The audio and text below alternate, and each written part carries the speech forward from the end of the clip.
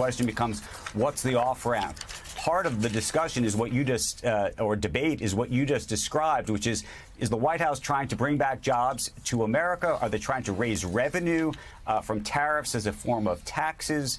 Are they trying to get to zero or even less than zero for some kind of free trade program? All of those issues are at odds with each other. Now, I just spoke to Peter Navarro literally in the last 5-10 minutes now, and he effectively is trying to get jobs to come back to America. Well, if that's the case, these tariffs are staying, and they will likely be here for quite a long time, irrespective of who calls up on the phone and says that they want to change the tariff program. So it's very hard to look at this situation, both in terms of what the marketplace is doing right now, in terms of stocks coming down, with that turning around in any meaningful way. And even if tariffs were to come off or there were some deals being made, it is possible that the stock market does a little bit better than where it is today. But it is possible also that the toothpaste is out of the tube, folks, at this point in the ball game, and that no matter what, the economics of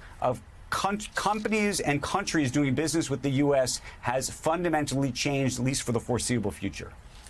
You know, it's fascinating. You look at the reaction Andrew's talking about. Everybody you talk to on Wall Street, investors, business class CEO, they all think this is a man-made disaster. It is interesting to look at some conservatives. You've got Charles Koch, who's leading a lawsuit to actually overturn these. Right. And you also have Ben Shapiro saying that they're unconstitutional. People on the right that are out there. Ted Cruz, of course, very concerned about what's happening, price of oil in Texas. But you go through all of this, and I guess, Steph, the ones that surprised me the most are the ones who were shocked that Donald Trump did what Donald Trump said he was doing. And I'm looking, and I have been looking all morning at Bill Ackman. Shocked. This may lead to a nuclear winter when I don't know. At some point, something happened where I don't know. He decided that, you know, he was going to be the voice against Woke Inc. And he went all in with Donald Trump, and now he's acting shocked with what he's getting. And my point's been there's a way to push back against woke on college campuses without going all in with something that he says now will cause a nuclear winter. And Elon Musk now basically pleading for what? You know, free trade zones between the EU and America. How could they not have seen this coming? I mean, to Bill Ackman, I guess I would say technically, brother, please, you have a deep understanding of how markets work. And it's even extraordinary. You know, last night he came out and basically said, you know, this is terrible. He went after Howard Lutnick. He claimed that Howard Lutnick doesn't mind that the stock market is crashing because his own firm, Cantor Fitzgerald, is long bonds, i.e. they're betting against the economy. And he said we should never have somebody in a position of influence that way that's so conflicted. Really? You think that today? You just woke up to that? And then this morning he woke up and said, you know what? Maybe I was too hard on Howard Lutnick. He's doing the best he can. That right there is a reminder. The most important thing that's been lost here, Joe, is trust. This administration can't even articulate why they're putting the tariffs on. Andrew just mentioned Peter Navarro, who makes it clear these tariffs are going to be on for the long haul because they believe we're going to be getting trillions of dollars into this country because of the tariffs. Well, that flies in direct opposition to what Treasury Secretary Scott Bessent says, that tariffs are being used as a negotiating tactic. So if you're a business, if you're an investor, either one, how do you make any plans? And plans are about trust. If you're another country, you can no longer look at the United States as a long-term trusted partner. Or if you're a company here, are you going to build a factory? Well, it takes 3 to 5 years to do that. And by then, we don't know who's going to be president or where these tariffs are going to be. And so when you lose that trust, remember when all of us talked about the risk of losing our democracy, the threat to democracy during the campaign, and everyone laughed at us being alarmists? Well, when suddenly you cannot trust the United States and you can't trust the fact that Congress is no longer the one making the laws. When you have a president who is setting policy willy-nilly by executive order, how on earth can you trust that country? How can you trust them to be your long-term partner? The answer is you can't. It's why you're seeing so many countries start to align themselves or get closer to our actual adversary, China, which is who we should be aligning with our allies against. Well, yeah, China's going to get the windfall from this. There's no doubt about it. If there's a windfall to be had, if we don't pull back, China and also the EU, chances are good we'll get a big windfall from this as well. It's interesting, though. This is what we talked about during the campaign over and over again. And I said at points, I said, okay, we're talking a lot about democracy. Let's talk about, John Heilman, American capitalism. And I kept asking why CEOs who always say what we need is stability. We need stability in the markets. We need this. We need that. Why they were all lining up behind a candidate who has supported tariffs since 1987. And it reminds me of a conversation Mike Barnicle had with somebody that's known Donald Trump for decades. And the person said to Barnicle, I can't believe he's going along with this. And Mike Barnicle goes, what are you talking about?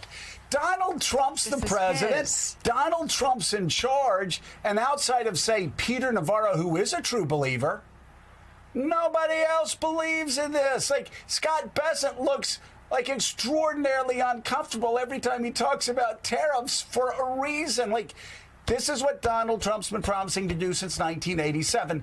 So how could these people that backed him in the campaign be shocked that this is what he's doing?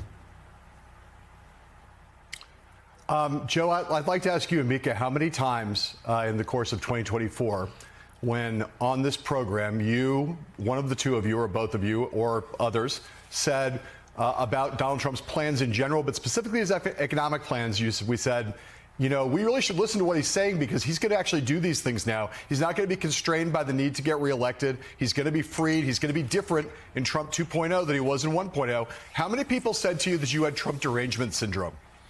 Yeah. Yeah, I mean, yeah, John, you're exactly right. And the thing is, also after the election, just nonstop. But after the election, we got literally 20 minutes of warnings after the election about be very careful with this economy. Right. It's the strongest in the world, but we have three bubbles. And I talked about the three bubbles. They said Wall Street's a bubble. There's a reason why Warren Buffett is in all cash right now. So Wall Street's a bubble, crypto's a bubble, and our fiscal house is a mess. It's a bubble as well. Please be very careful. I've got 10, 20, 30 minutes of us saying just that. Please be careful, because if you're not, these bubbles are going to burst, and it's going to be working Americans who are going to be hurt the most. John? So here's the thing that Andrew and Stephanie will know this better than I do, although I have a pretty decent sense of it. I think part of the answer, Joe, is that unlike us political people who looked at the situation, listened to what Trump was saying in 2024 on the campaign trail and said, you know, he's going to have a more radical second term than his first term because of the fact that he does not face these political constraints, and he's motivated by this sense of grievance. In terms of international economics, he's motivated by this longstanding sense of grievance against the world where he thinks we've been taken advantage of. We all said he's going to be different at Trump 2.0. And Andrew and Stephanie, I think, would say that people on Wall Street and in business broadly, when you talk to them about his economic agenda, would say it wasn't so bad in the first term. And, you know, he said he was in favor of tariffs since 1987.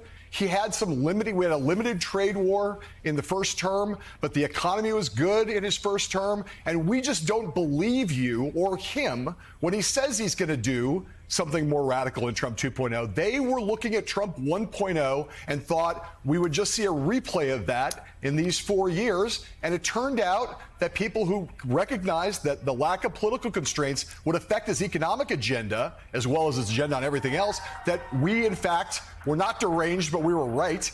And people who are on Wall Street, people like Bill Ackman and other people who thought they knew better, are being proven dramatically wrong. Right. But I turn over to my friends who talk to Wall Street people and business people all day long.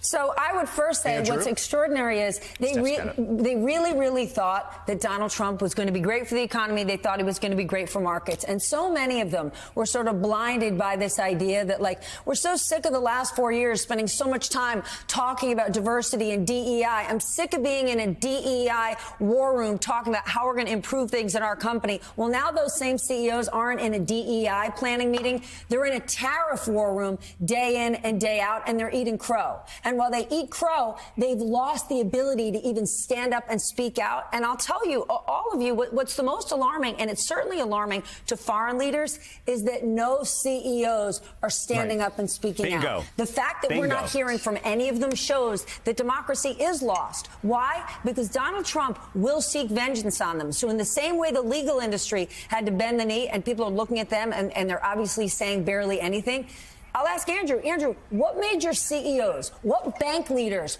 are on CNBC today walking through the impact of these tariffs? And I'm guessing you've got some, but not the biggest names in the markets because they're too afraid to speak, despite the fact that we're facing the biggest economic policy shift that could roil our markets and cause recession. How many of them are on CNBC speaking today? You are 100% right. You're 100% right.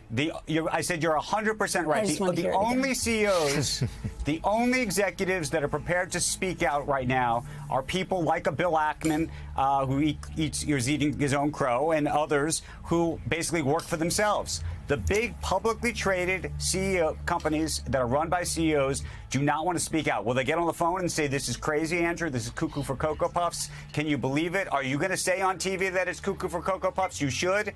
And here we are. But they're not, because they are scared. They are fearful of what the repercussion on them is going to be. And that's a lot of what we saw, or what the president was doing in the first couple of weeks of his administration, that frankly scared them into being silent. That is actually a real fear. One other point I just want to make, because it's an important one. As this negotiation plays out, in a way, it's playing into the hands of our adversaries and of the folks that you would want to make a deal with if you could, which is to say that as I was talking with leaders and folks around some of the leaders of other countries this weekend, one of the things they say is, as the stock market in the United States continues to fall, it's going to actually put pressure on this administration, putting them in a better negotiating position. And some of them, by the way, are just waiting for the courts. Some of them are saying, let's just see how the U.S. courts deal with this first. Maybe Congress is going to deal with this. So it's not so clear that the longer this plays out, somehow the the strength of the negotiating hand that the Trump administration has gets stronger. In fact, in many cases, it may get weaker. All right, CNBC's Andrew Ross Sorkin, we know you have a lot to do today. Thank you very much for coming on. We'll talk to you again soon.